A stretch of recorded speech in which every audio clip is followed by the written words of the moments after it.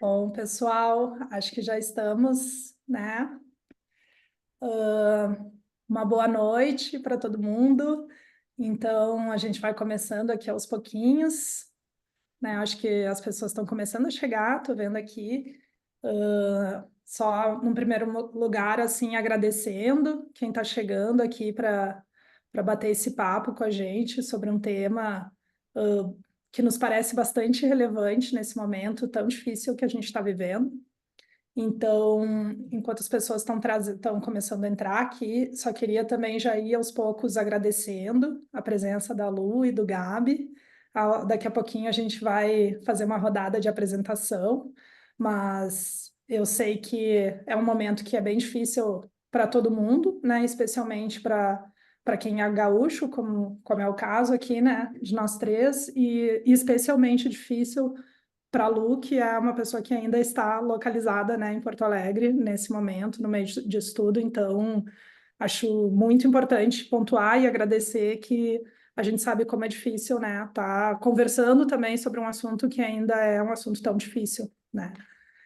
Mas, enfim, quem sabe a gente consegue abrir aqui uma boa reflexão, quem sabe a gente consegue começar a pensar em alguns caminhos aí de construção, de futuro, de promoção de algumas atitudes que a gente acha que são importantes. Quem sabe a gente consegue compartilhar também alguns bons exemplos de coisas que a gente tem visto por aí e que parecem estar já promovendo essa palavrinha que a gente vai falar bastante hoje também, né, que é a esperança entre todos nós, não só como pessoas dentro do universo corporativo, mas também nos nossos ambientes, né, pessoais, onde a gente está passando por tudo isso também dentro do universo das famílias, dos amigos, né? Então, eu vou só começar fazendo uma breve introdução aqui do tema, né, de por que que a gente abriu essa live hoje, qual foi a nossa ideia, como é que a gente chegou aqui, e aí depois a gente vai aos poucos começando a abordar algumas perguntas que a gente pensou para, né, catalisarem aqui a nossa troca de ideias. De qualquer maneira, a gente vai deixar aqui o espaço de perguntas, né, para vocês também que estiverem assistindo e quiserem trazer perguntas, sugestões, né, reflexões, quem sabe, porque eu acho que a gente está, todo mundo aqui tateando ainda as respostas, todos nós temos mais perguntas do que respostas nesse momento, mas a gente acredita muito no poder de boas conversas, né, e eu acho que se a gente conseguir aqui trocar bastante, quem sabe, através das perguntas a gente consiga também visualizar algumas possibilidades que individualmente a gente não tivesse conseguindo acessar. Bom, eu vou começar aqui, gente, essa introdução e peço perdão por isso, mas só trazendo um pouquinho de contexto para o tamanho aqui né, desse momento que a gente está vivendo. Eu sei que para muitos isso não é uma novidade, porque eu imagino também que bastante gente que esteja assistindo essa live também possa ou estar no Sul, ou ser do Sul, ou estar no mínimo conectado com esse assunto, e talvez isso tenha sido, né, o motivo de ter se interessado por assistir. Mas como esses números eles também têm mudado muito rapidamente, né, quase que diariamente, às vezes mais de uma vez durante o dia, eu vou trazer alguns dados aqui e depois também Lu e Gabi fiquem à vontade se vocês tiverem qualquer outro dado complementar ou até mais atualizado, tá?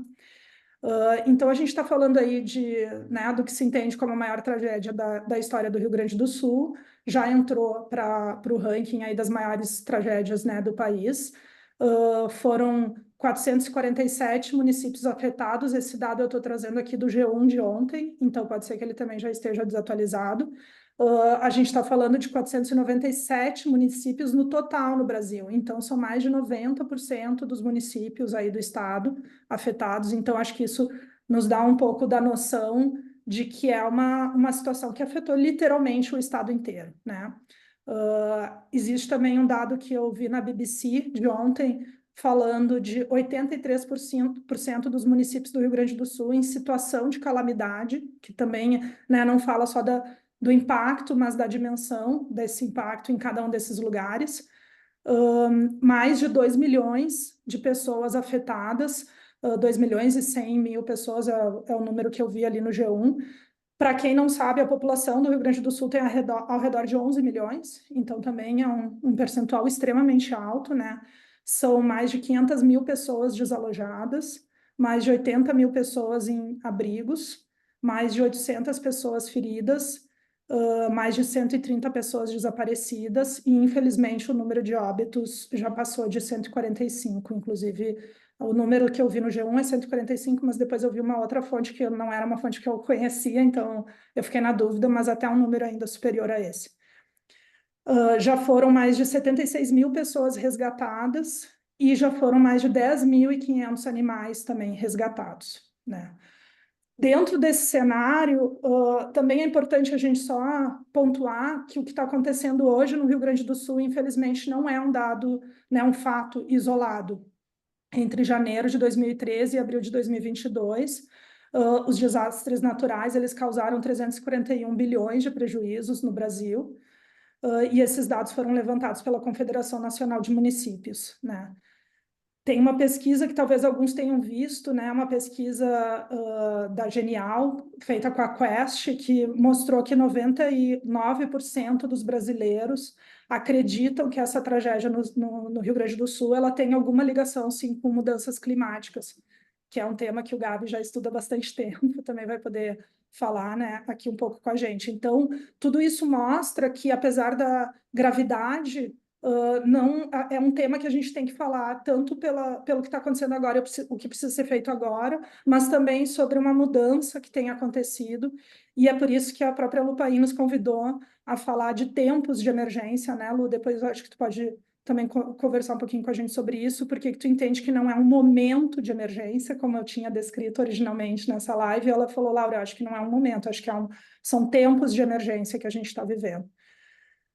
Apesar desse aumento desses eventos extremos, as verbas federais, né, para combate de desastres, elas foram reduzidas a 1/3 nessa última década, né? Então, em 2014, a gente tinha 4,3 bilhões, né, de reais, e nesse ano a previsão era de 2,6 bilhões, né? Claro que agora esses números também já estão mudando, graças a Deus existe também uma nova conversa sendo aberta, né, no universo público sobre isso.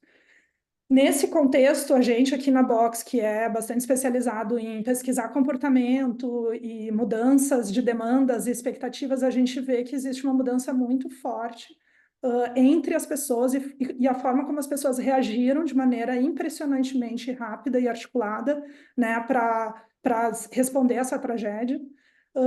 E elas passam a esperar que as empresas também façam o mesmo, né?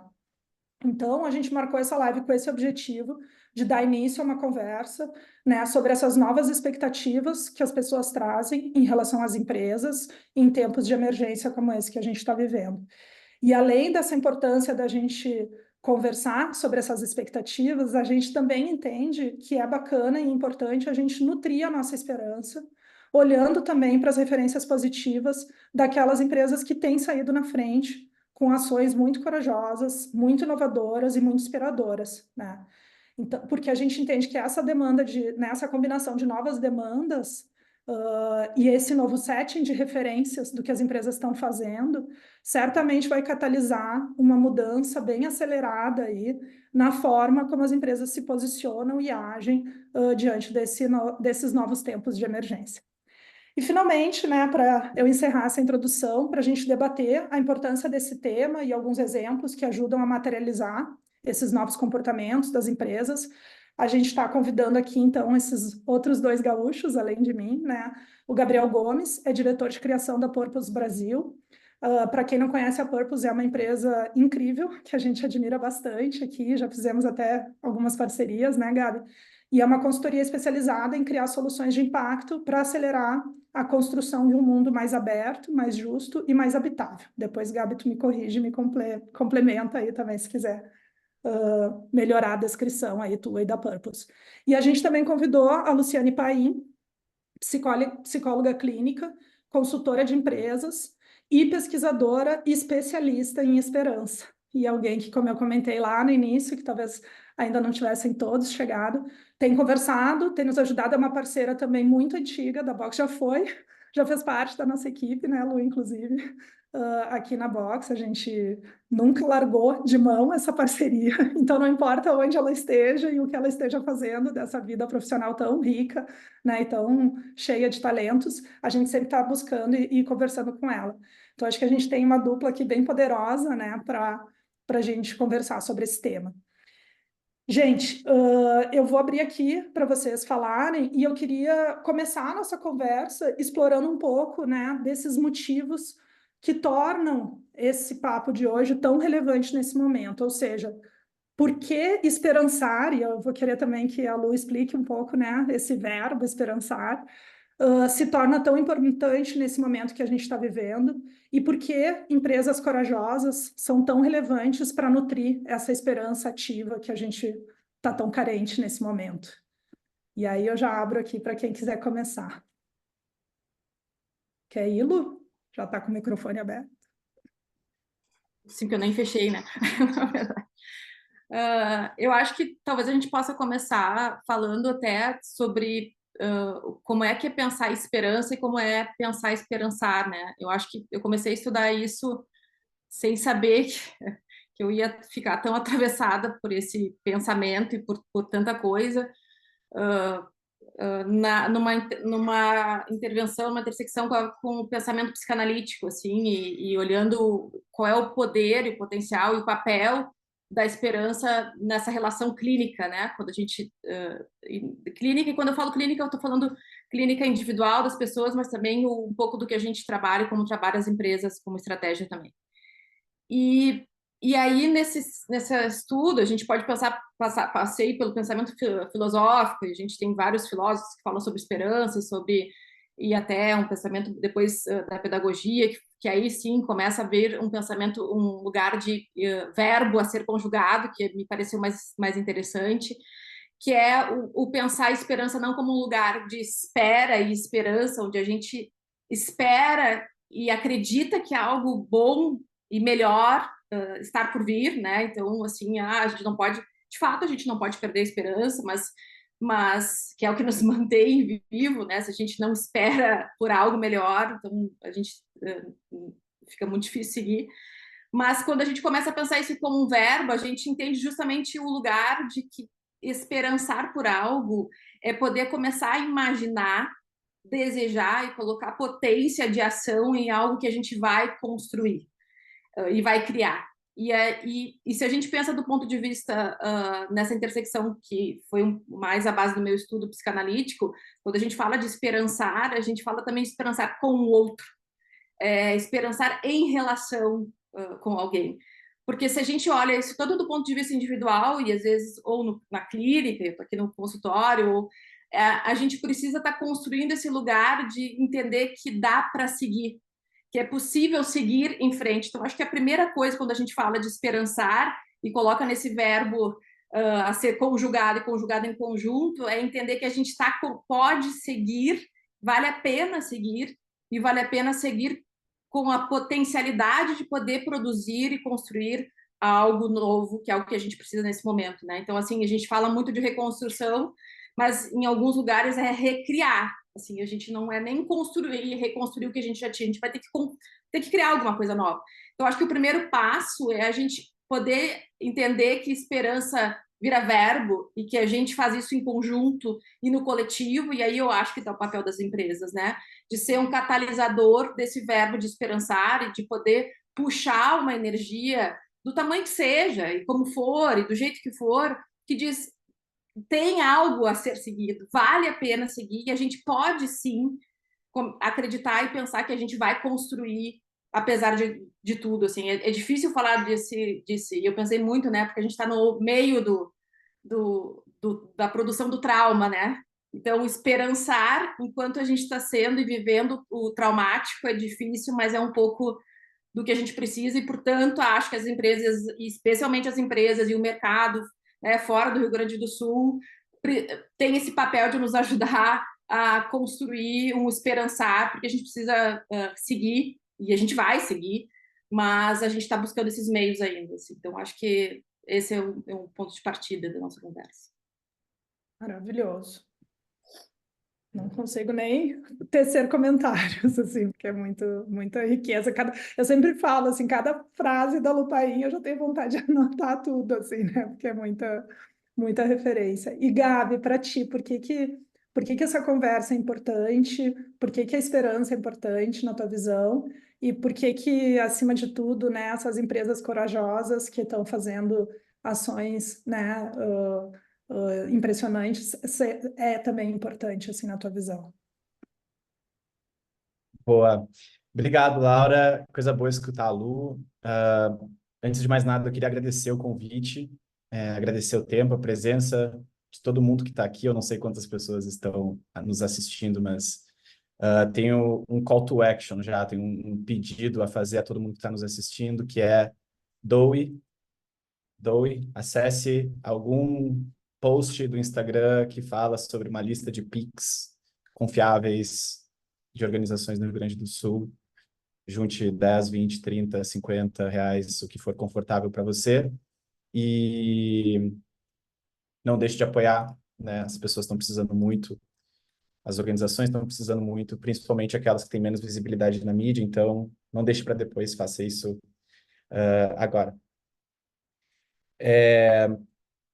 Eu estava pensando como que eu poderia construir a partir do que a Lu trouxe, né? E eu acho que, assim como o verbo amar, esperançar, é algo que a gente precisa praticar, né?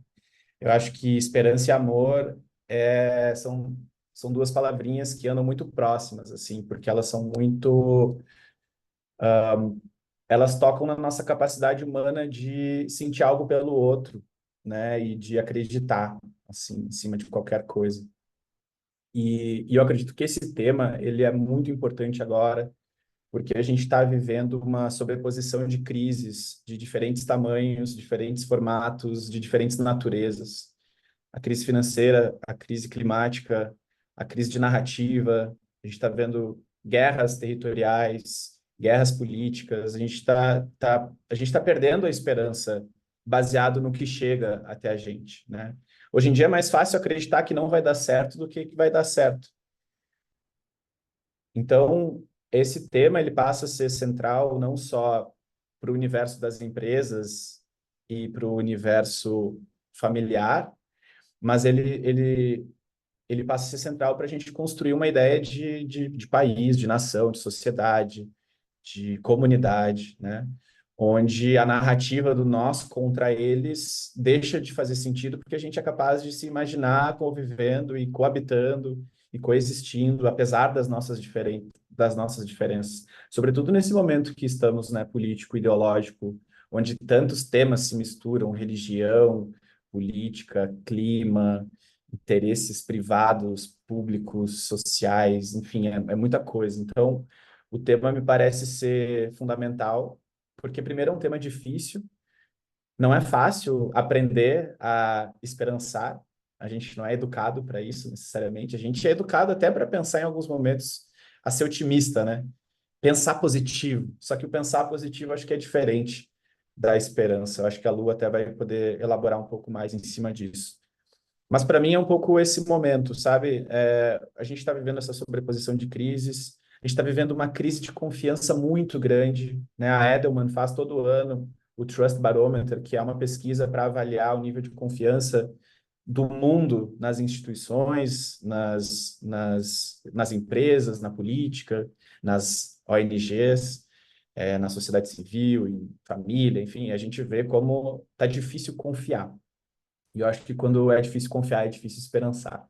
Então, de alguma forma, a gente precisa resgatar a possibilidade de confiança, reforçar a importância da esperança e lembrar sempre do que o Suassuna disse, que é: o otimista é um tolo, o pessimista é um chato. Eu prefiro ser um realista esperançoso, que é isso, né? A gente se apegar no que a gente consegue ver de realidade mesmo e a partir daí ter esperança. Perfeito. E para a gente, eu vi pessoal que está começando a chegar algumas perguntas aqui, eu já vou misturar elas aqui com algumas perguntas que eu também já tinha pensado em fazer. Só queria, só para a gente dar um pontapé inicial, assim, na nossa própria esperança, sair um pouco da teoria e ir para a prática, né? Perguntando se tem, quais seriam exemplos de empresas corajosas que estão, de alguma forma, nutrindo a esperança de vocês hoje em relação especificamente a essa situação, do Rio Grande do Sul, assim, o que tem, né, na forma como elas estão agindo que possa estar trazendo a esperança. E longe de ter a pretensão aqui de achar algum exemplo perfeito, porque eu acho que a gente faz parte, né, de não cair em nenhum desses extremos, né, Gabi, que você falou do otimismo ou do pessimismo, também a gente olhar com uma certa, né, com certo realismo, mas que tipo de ações, elas podem ser pequenas mesmo, mas que de alguma forma, quando vocês viram, quando vocês ficaram sabendo, deu sabe, aumentou um pouquinho essa chama de esperança, e vocês acham que vale a pena para a nossa conversa aqui também disseminar esse exemplo, porque vocês acham que seria de alguma forma interessante, talvez que cada vez mais empresas estivessem agindo de alguma forma similar, assim. E pode ser de qualquer tamanho, tá, gente? Qualquer exemplo. Pode ser um exemplo de uma empresa bem pequenininha ou de uma empresa grande, tanto faz. Desculpa ter que direcionar, né? É. Lu, pode ser tu para começar essa? Eu ia dizer, Gabi, já que eu comecei a outra. Eu começo a próxima.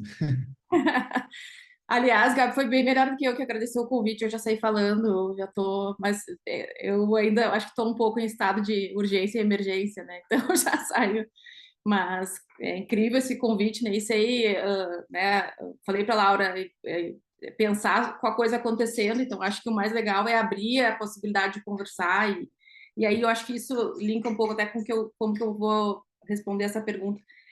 Eu acho que quando a gente fala de esperançar, de verbo e de ação, a gente está falando de sempre que algo está acontecendo, ela está na iminência de não dar certo, ela contém aposta, ela nunca vai ser o exemplo perfeito. Então, assim, não, por isso que é diferente do exemplo do positivismo, né? Basta acreditar, ser super positivo e otimista. Não, é entender que esperançar é agir e agir em conjunto e às vezes primeiro um agir meio torto, às vezes meio desajeitado, às vezes errar para depois corrigir, depois acertar. Então acho que nesse momento a gente tem uma discussão muito do que é o fazer, o que é o falar, conta, não conta. Então acho que a gente depois fala um pouco mais sobre isso. Então eu acho que quando a gente coloca em verbo esperançar e amar, como o Gabi trouxe, são lugares de ação, são lugares de ação em conjunto e são lugares de ação do imperfeito. Então, não vai sair a melhor estratégia de cara, ou o melhor jeito, ou a melhor que vai construir a melhor reputação. A gente está falando de ação em tempos de emergência, porque é contínuo, constante, a gente vai ter muitas emergências pela frente para a gente seguir dando conta, e aí cada um vai entendendo também o seu papel, cada sujeito e cada empresa, assim. Então, claro, eu acho que a gente pega os exemplos das grandes empresas e a gente tem aí Lojas Renner, Grendene, empresas que sempre fizeram muito, e a gente, né, aqui tem hospitais feitos pela Grendene, são incríveis, mas tem um exemplo que eu acho que ele é muito legal e bacana no sentido de o que ele trouxe, a forma que construiu, que foi um vídeo que eu vi do CEO, que eu acho que é da parte, que é da família da Casten, que ele parte de um lugar que ele fala, a gente está mandando aqui de Santa Catarina para o estado irmão carregamentos de roupa de cama e de toalhas, e para quem tem ido, eu tenho ido bastante nos abrigos, isso é fundamental, assim, precisa muito. Então, é entender bastante a demanda do momento que a gente está fazendo, e aí isso se trata de uma iniciativa onde ele juntou empresas, e ele conversa nesse vídeo, ele, pessoalmente, falando com empresas que são concorrentes, e dizendo, cara, a gente se juntou aqui, porque a gente trabalha pelo simples fato de que a gente pertence ao mesmo mundo do que todos os seres humanos. As empresas, elas não estão nem acima nem abaixo das pessoas, elas estão no mesmo lugar. E por estarem no mesmo lugar, a gente tem que estar olhando para o outro como um espírito de colaboração. Então, assim como as telefonias, né, o sinal está aberto, estão todas juntas. Então, todas essas coisas, essas ações que eu vejo que promovem a união daquilo que parecia o contraponto, o concorrente, a diferença, me faz pensar que é esse o espírito da coisa.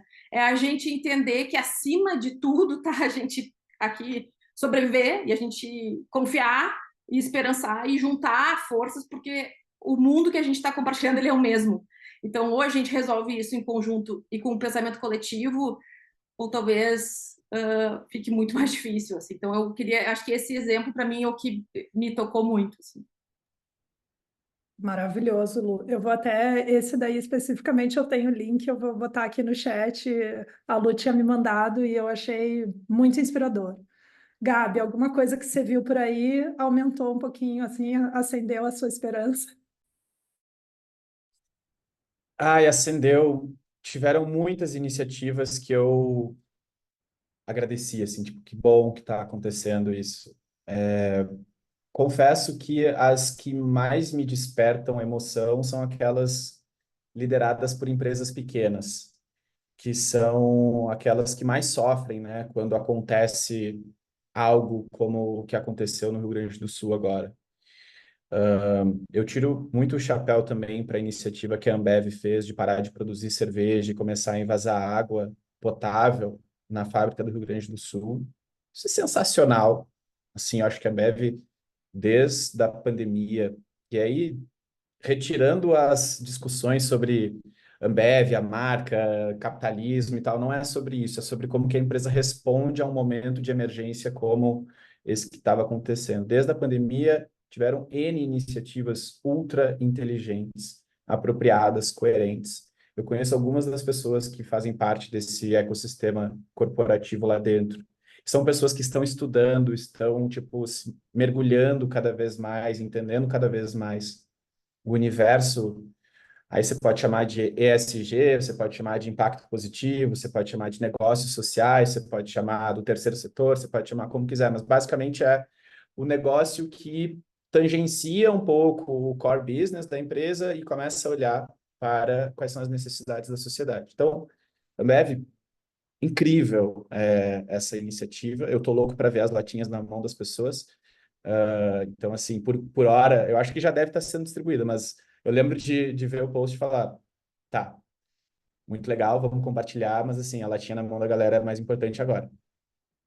Mas o que me emociona mesmo é ver como que, a partir do que a Lu trouxe, né, dessa mobilização coletiva de empresas que são do mesmo segmento, e aí das empresas menores, que em Porto Alegre, especificamente, de dois amigos meus, restaurantes de amigos meus, que param a produção para começar a produzir quentinha. Param a produção para ajudar na distribuição de alimentos. Param a produção para conseguir destinar o alimento para quem mais está precisando agora. E eu acho que é um pouco esse tipo de.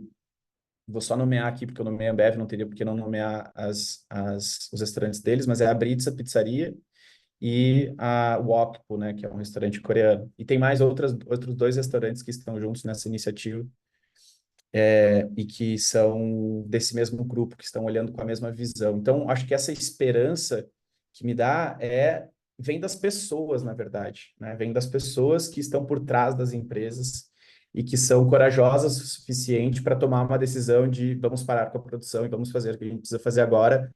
Pode ser que seja uma semana, pode ser que seja 2 semanas, pode ser que a gente precise fazer isso por um mês. E aí comunica aos consumidores, dizendo, estamos mudando a nossa prioridade agora. Você não vai poder pedir a teleentrega, você não vai poder vir aqui comprar. Por hora, nós estamos fazendo essa outra coisa. Então, isso me dá muita esperança, isso me desperta muito amor, e uma crença de que somos maioria no final do dia, né? Por mais que a gente esteja vivendo uma crise de confiança, uma crise de relacionamento, e a impressão é que a gente está cada vez mais apartado, mais afastado. E nesse tipo de momento, eu ainda sinto que a gente tem muito o que construir como sociedade. E essas iniciativas das empresas, para mim, na verdade, são iniciativas que surgem da cabeça das pessoas que estão lá dentro, né? E isso me enche de amor no coração. E eu acho que fala muito, né, Gabi, do que está no título aí, que é um pouco essa coisa da coragem, né? Acho que tem, assim, é preciso coragem para a produção para fazer isso, é preciso coragem. Aqui tem um clube em Porto Alegre, que os gaúchos vão saber, que se chama Grêmio Náutico União, que tem todos os valores do esporte, e está com abrigo com 260 pessoas. Eu estive lá algumas vezes, assim, então imagina pegar um espaço inteiro e ter que conviver com sócios, com um monte de demanda para abrigar pessoas que vão ficar por um bom tempo, porque esse estado de emergência, a gente ainda está olhando os níveis dos rios, a gente tem eu acho que precisa coragem para pegar um andar inteiro de algo, eu acho que tem o shopping centers pegando um andar inteiro de estacionamento, pegar um espaço inteiro que era para gerar outra coisa, estar alocado para as pessoas, assim. Então, acho que é coragem, né? E, e noção também, consciência, né? Essa presença. A gente fala muito das empresas como... É como se a gente estivesse falando da sede da empresa, né? A empresa tal decidiu fazer alguma coisa, mas na verdade a empresa é uma instituição que não existe, é um grupo de pessoas que são remuneradas para executar uma determinada tarefa e elas, se tudo der certo, agem com o mesmo propósito, né? Seja produzir um produto ou um serviço ou realizar algo no mundo. Tem um documentário que eu acho fundamental que o mundo inteiro assista, que chama The Corporation, que é um documentário que conta como que as empresas nasceram, porque nem sempre existiu empresa, né? Como que as corporações nasceram. E, e eu acho que é interessante só comentar isso, porque as empresas, elas nascem, as corporações, elas nascem como incorporações. Elas eram Inc., né? As incorporações eram grupos de profissionais contratados pelo governo para fazer algo que o governo não é capaz de fazer, principalmente em termos de infraestrutura da cidade, crescimento da cidade, coisas do tipo. O Estado, né, era responsável por questões básicas de saúde, proteção, segurança, alimentação e tal. Mas a sociedade vai se desenvolvendo e necessidades da sociedade começam a emergir que o Estado olha e fala, tá, mas eu não sou responsável por fazer aqui refrigerante, né, digamos.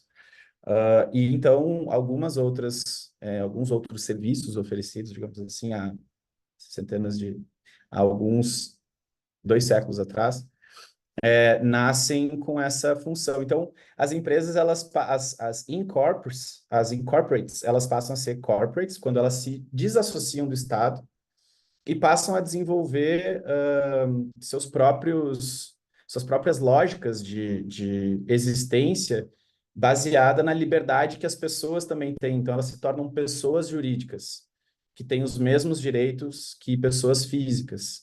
E aí, nesse momento, elas se desassociam das necessidades do Estado e da sociedade e passam a fazer mais ou menos o que elas querem. Só que ainda assim, elas têm uma razão social. Então, toda empresa tem uma razão social, né? A Box tem uma razão social, a Purpose tem uma razão social. Essa razão social a gente coloca assim, a empresa de comunicação, marketing, consultoria. Mas se a gente olha de um ponto de vista mais até filosófico, qual é a tua razão social nesses momentos, pelo menos, sabe? Você existe para quê, afinal de contas? É para usar isso que está acontecendo como oportunidade de marketing, ou você de fato quer apoiar, contribuir, ajudar, desenvolver soluções, amplificar o que está acontecendo de alguma maneira, né? Perfeito. E isso, nossa, foi muito bom, Gabi, essa sua fala, ela conecta muito bem com uma das perguntas aqui. Na verdade, eu acho que até com as duas perguntas e um comentário, vou tentar fazer um bem bolado aqui. Mas um dos comentários, né, que o Rodrigo Cury trouxe aqui, né, são as águas doadas pela FRUC, né, que ele fala que vale destacar. E, de fato, a gente vem tentando mapear também esses bons exemplos aqui, inclusive nós três aqui, né, eu, a Lu e o Gabi, a gente já vem fazendo esse trabalho desde a semana passada e a gente também viu, né, o caso da FRUC, que realmente também está fazendo um trabalho fenomenal. Porém, é isso, assim, por vários motivos, é possível que a ação da Ambev, bastante similar, tenha, inclusive, aparecido mais, assim, né? E aí, conectando um pouco com com essa tua fala agora, que eu achei uma aula muito legal, o jeito que tu explicou aqui, Gabi. O Roberto Veiga, ele também tinha mandado uma pergunta onde ele falava assim, né, que ele faz parte, né, de uma agência, ele fala as marcas e as empresas, legalmente falando, né, elas não são obrigadas a contribuir em casos de desastres, né, mas também o consumidor, legalmente falando, pode ou não continuar a utilizar aquela marca ou uma outra, né, achei bem bacana. Em diversas ocasiões, as marcas, né, aí especificamente ele trabalha com marcas de luxo, né, ele fala principalmente de luxo, foram as primeiras a reagir em grandes desastres, como foi no caso da Covid, terremotos na Turquia, na Síria, inundações em Dubai e Omã. Como vocês enxergam essa correlação? Como o timing da ajuda, divulgação, podem afetar uma ação como essa e a perspectiva do consumidor em relação a isso? Como agência, a gente deve criar previamente planos estratégicos para situações emergenciais? E aí eu vou só pegar a outra pergunta aqui de Hilden, que falou, né, como vocês percebem os novos imaginários climáticos a partir desse agravamento da situação no nosso estado, em termos de comunicação e construção de futuros e presentes possíveis? Parece que ficou complexo, mas o que eu quero dizer é assim, a gente a gente está vivendo de fato um novo momento, né? Um novo momento onde a situação da emergência, infelizmente, talvez se torne cada vez mais presente e tem vários indicadores de que sim, né? Em vários dados mostrando essa mudança. Legalmente, tem muita coisa que não é obrigada mesmo, mas existem aqui algumas ameaças às empresas que demoram para agir ou que agem menos estruturadamente, ou mesmo que agem estruturadamente, mas não conseguem comunicar tão bem.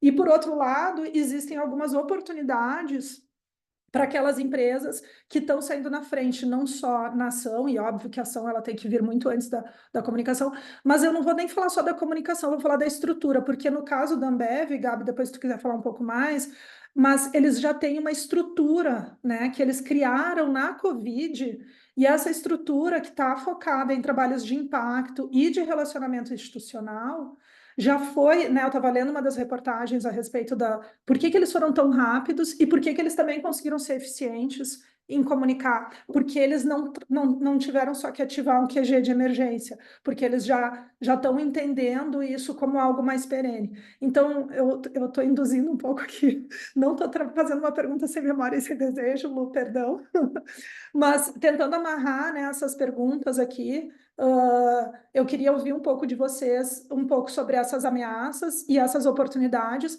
e o que vocês entendem, né, como papel de o que é preciso, tanto em termos de planejamento, em termos de comunicação, mas em termos também de mudanças de estrutura, para que as empresas se atualizem para essa nova realidade que a gente está vivendo.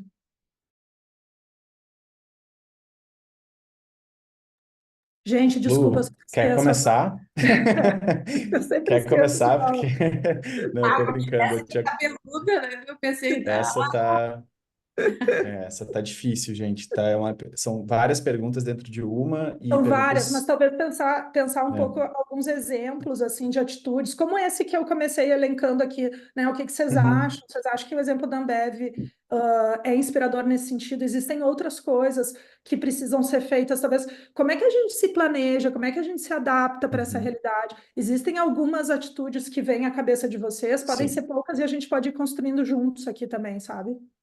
Eu quero responder de forma bem prática algumas das coisas tiradas da frente para a gente ver juntos como que a gente responde o resto. Sobre se as agências devem criar previamente planos estratégicos para situações emergenciais, com certeza. Eu acho que qualquer pessoa hoje precisa ter um plano emergencial para sobreviver. A gente não sabe como que a crise climática, como que as mudanças climáticas, como que as chuvas, as enchentes, os terremotos, os ciclones, como que o calor vai afetar as pessoas. Então, nós estamos hoje vivendo uma situação muito problemática de emergência climática, não só no Brasil, no mundo inteiro. A pessoa que não quiser acreditar nisso é uma pessoa que está dando margem, chance para não saber responder ao que vai acontecer inevitavelmente. Pode ser que não aconteça em 2024, pode ser que não aconteça em 2025, mas até 2030 é bem provável que todos nós a gente vai sofrer algum tipo de consequência de uma das manifestações das mudanças climáticas. Pode ser a chuva, pode ser o frio, pode ser o calor, pode ser a seca, pode ser, enfim, N coisas. Então, acho que as agências como laboratórios de criação, inovação e pesquisa e compreensão do mercado e compreensão dos consumidores, das pessoas, da sociedade, do zeitgeist, precisa ter um plano estratégico para os seus clientes, porque muito do que emerge de necessidade pode ser oferecido pela equipe que está dentro das agências. Então, a Purpose hoje é um pouco isso, né? Nós não estamos criando planos emergenciais para os nossos clientes, mas nós estamos ajudando os nossos parceiros, fundações, institutos, a desenhar teorias de mudança, que é olhando para frente. Ao invés de, e se tal coisa acontecer, como a gente responde, não.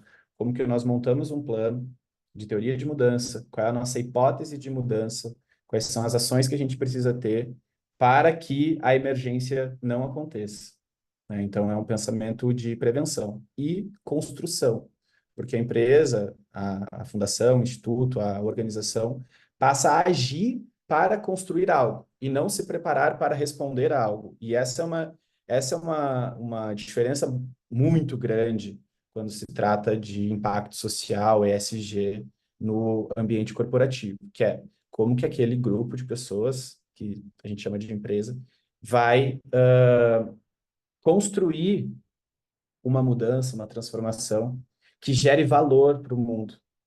E um ponto interessante dessa conversa sobre teoria de mudança, que é quando a gente fala sobre essas transformações no mundo, a teoria de mudança ela fala da porta para fora. Nada da teoria de mudança é sobre share, sobre mais consumidor, sobre mais acesso, sobre mais capilaridade, sobre novos produtos, sobre novos serviços. Não, o que acontece de mudança a partir da nossa atuação no mundo? Então, tem um olhar para frente. Um dos pontos que você trouxe e que me fizeram também ter uma sensação assim, de que essa pergunta ela é difícil de responder, que é sobre timing da ajuda, divulgação, comunicação, ação, o que vem primeiro, né? Olhando para o que aconteceu no Rio Grande do Sul e parte do pouco de raiva que eu senti foi ver a demora, né? Então, o timing é fundamental. Eu acho que a ansiedade que as pessoas sentem nesse tipo de situação é porque, cara, somos seres humanos e a grande maioria dos seres humanos é muito frágil, vulnerável, sem capacidade de articulação, recurso financeiro, poder para se garantir. Então, elas dependem de outras estruturas maiores, mais complexas, Estado, empresas, a empresa que trabalha, para tomar decisões. E quando a gente se vê num ambiente onde quem está se organizando é a sociedade civil, as pessoas indo para a rua, botando a jardineira para entrar na água, para salvar alguém, para resgatar alguém, a gente vê as pessoas se mobilizando. E as empresas que têm um recurso, um orçamento, uma estrutura, carros, barcos, internet, etc, etc, etc, não estão fazendo nada, eu acho que isso gera ansiedade. Então, o timing da comunicação e da ação é quase que ao mesmo tempo. Eu acho que, antes de qualquer coisa, é informar o mundo que a empresa já está ciente do que está acontecendo.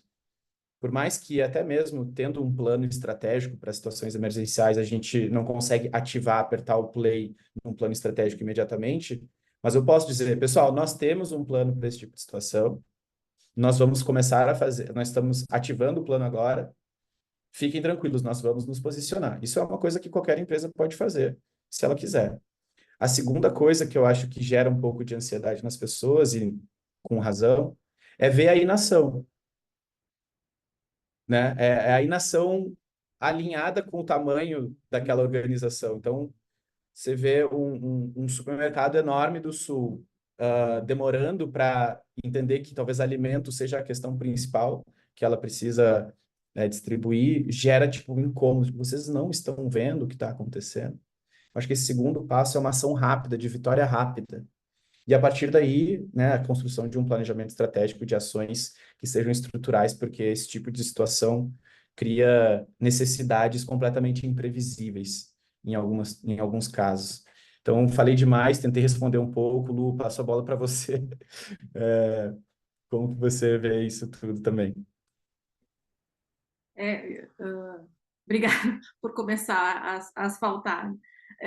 Mas acho que tem eu concordo 100% com isso que você trouxe, e acho que tem uma coisa que é o seguinte: a gente não está falando só de comunicação ou de ação específica, a gente está falando de cultura. Eu acho de cultura geral e cultura organizacional, dentro das empresas, porque eu acho legal quando a gente pensa disso, né, do propósito, a razão pela qual a gente existe, a gente pessoa e a gente empresa. As empresas existem para um mundo que tem pessoas, que tem consumidores, né, que tem gente.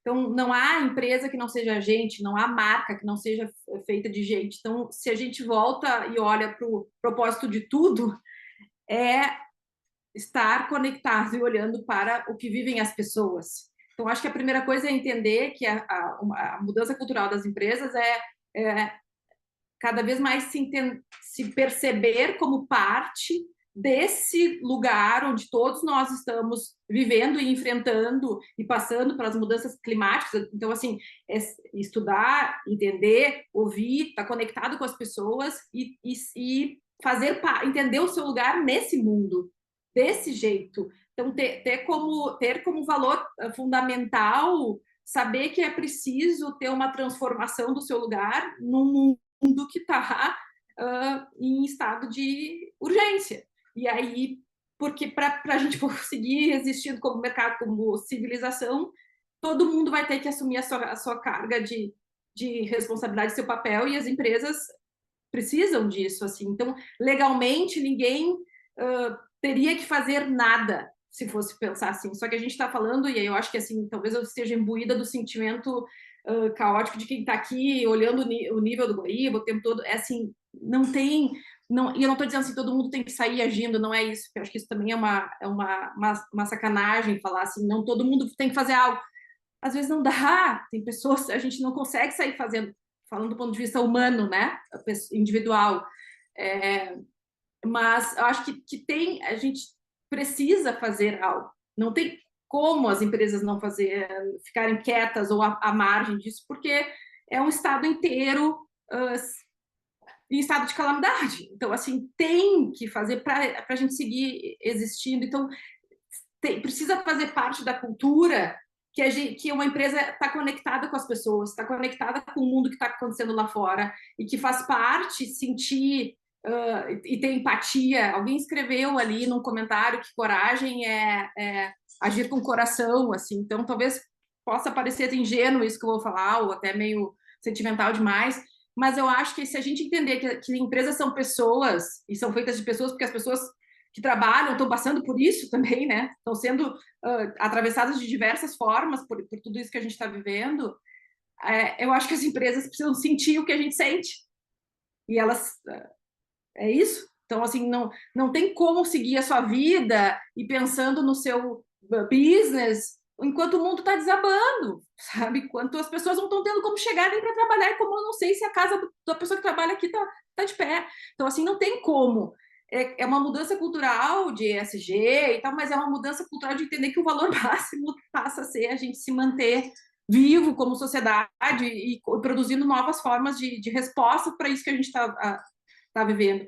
E sim, eu acho que a gente tem que ter planos, eu acho que a gente tem que ter áreas das empresas dedicadas a isso, a escuta, a aprendizagem, a estudo, para poder dar resposta. E às vezes a resposta não vai ser perfeita, como eu falei, às vezes vai ser errada, às vezes vai ser equivocada, às vezes vai ter que corrigir ali na frente, porque é isso, é uma constante ação, então a gente vai errar e a gente não tem resposta. Esses dias eu li alguém falando que a gente está vivendo um momento que a história sempre está, mas nesse caso a história está sendo escrita, não tem comparação, às vezes, das coisas que a gente está vivendo. Então, como é que a gente vai acertar? Então, também acho que a gente tem que entender que está todo mundo tentando construir algo, e às vezes, eu vi que assim, tem uma das perguntas que também falava assim, as empresas que demoraram para responder e tal.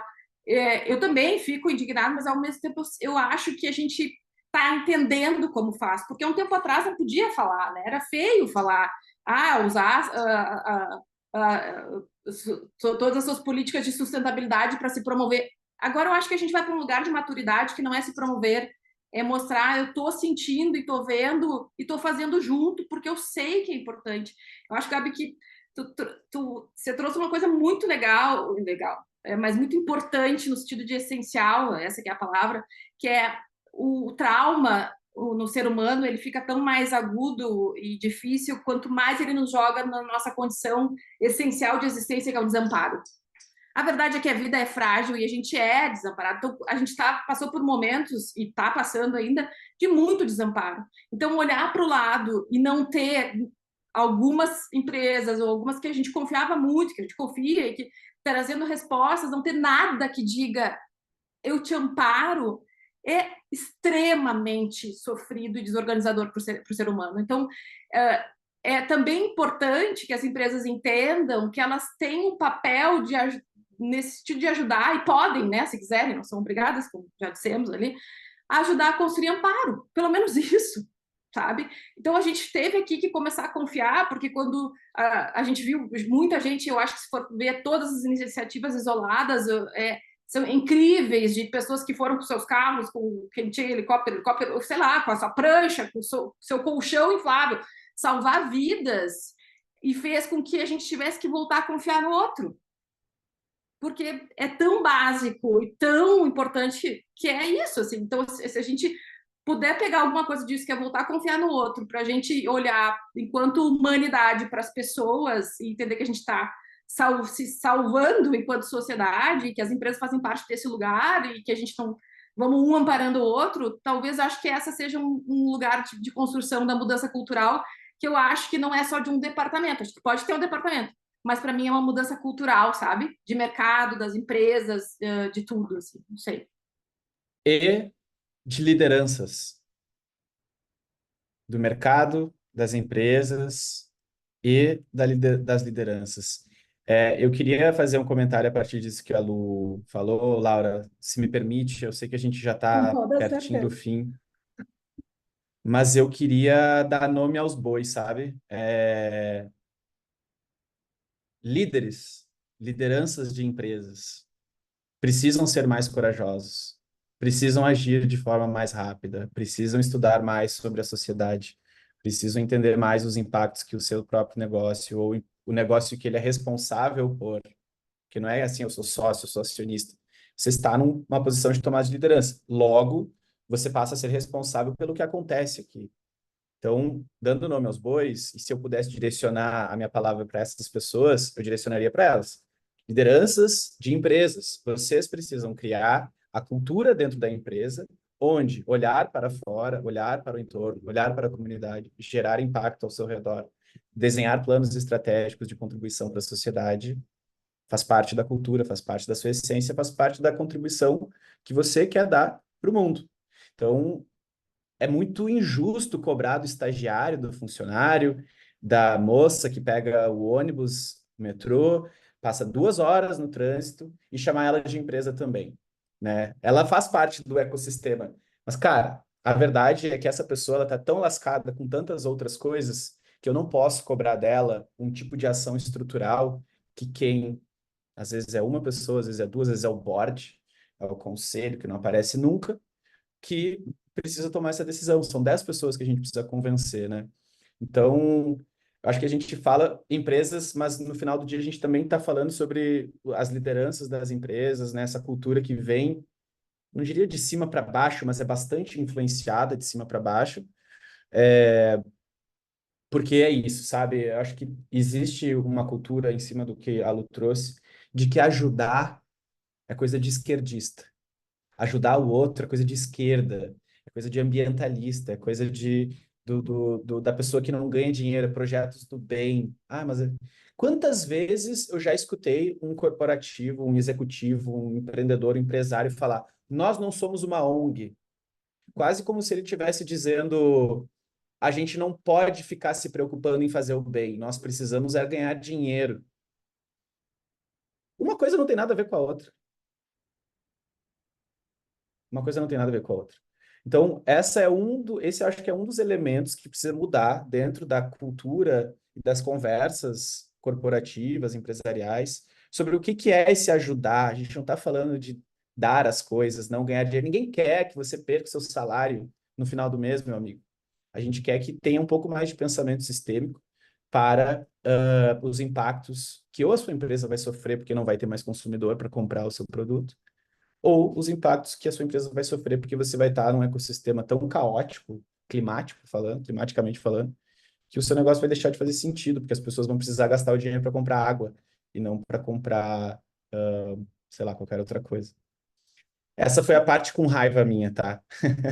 Eu lembro que no início dessa conversa eu pensei, nossa, eu acho que eu preciso me controlar para não ficar com raiva. Porque na hora que fala de liderança de empresa, eu fico doido.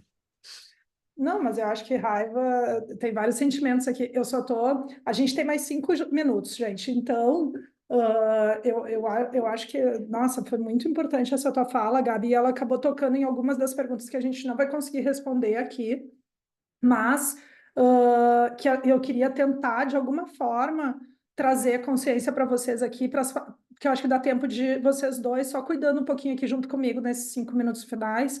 Daqui a pouco cada um fazer 1 minuto e meio aí de fala final, né, com algumas dicas finais. Por quê?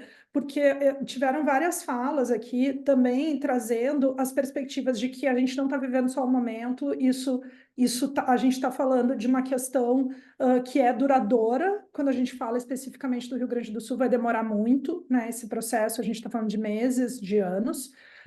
Quando a gente fala de mudança climática, a gente está falando de um novo jeito de operar. E aí a Martina trouxe aqui, por exemplo, a questão de não é só falar do que está sendo feito nesse momento de emergência, mas é também ter mais responsabilidade, accountability, sobre os impactos que aquela empresa também está gerando e que às vezes, inclusive, estão contribuindo para esses cenários que às vezes se transformam justamente nesses cenários de emergência que a gente está vivendo. Então, eu vou terminar com a minha mensagem e a minha pergunta para vocês, mas eu acho, né, respondendo a Martina e respondendo algumas das pessoas, que de fato a gente está falando de novos tempos e que nesses novos tempos não dá para a gente agir só no momento de emergência. A gente vai estar vivendo tempos de emergência e que as pessoas vão estar cada vez mais conscientes das responsabilidades que as empresas têm e vão fazer cada vez mais pressão em relação a isso, né? E essa responsabilidade ela vai vir para se dar conta se o cara está fazendo uma ação super grandiosa, mas que está só relacionado ali ao momento da crise, mas ele é um dos grandes vetores do que a gente está vivendo, e lá do outro lado está emitindo CO2 demais e não está gerando as transformações necessárias estruturais para que a gente possa estar, de fato, analisando todos os impactos do negócio. Aqui na Box a gente tem a gente até fez, né? A gente abriu o nosso curso, a gente aproveita para comunicar, né? A gente tem um curso só sobre ESG e a gente tem um estudo recente sobre isso, assim, sobre todas as esferas de impacto que estão dentro desse guarda-chuva que é imenso, né? Acho que vocês também sabem bastante disso, né, Lu e Gabi? Então, como é que a gente tem planos grandes para o tamanho desses grandes desafios que a gente está vivendo agora, e dentro e se prepara para, consequentemente, saber como agir e o que fazer num momento como esse, né? Então, a minha mensagem de esperança está em conseguir aprender com as empresas que estão nessa jornada de transformação, olhando para a estrutura do negócio como um todo, e não olhando só para esse momento, né, que a gente está vivendo. E eu queria que vocês terminassem trazendo, né, o que seria a mensagem de esperança de vocês, ou dicas que vocês dariam para quem está assistindo e gostaria de conseguir gerar mais influência em alguma empresa e de repente não está conseguindo por alguns desses fatores que a gente falou antes, assim, né? Como ter esperança dessas transformações que são tão grandes e necessárias dentro das empresas, assim, na visão de vocês. Gabi, quer começar e depois a Lu termina? O que vocês acham? Quero. Eu quero começar terminando aqui. Primeiro dizendo que eu deixei um comentário no chat aqui, quem puder ler e acessar lá o link do Instagram que eu postei. A gente fez uma ação hoje para aumentar a visibilidade do que está rolando lá no Sul. Quem quiser participar, vou ficar muito feliz. Laura, eu tenho refletido muito sobre isso que você trouxe, porque às vezes eu acho que a gente coloca uma responsabilidade em cima do consumidor que eu não sei se é justo, né?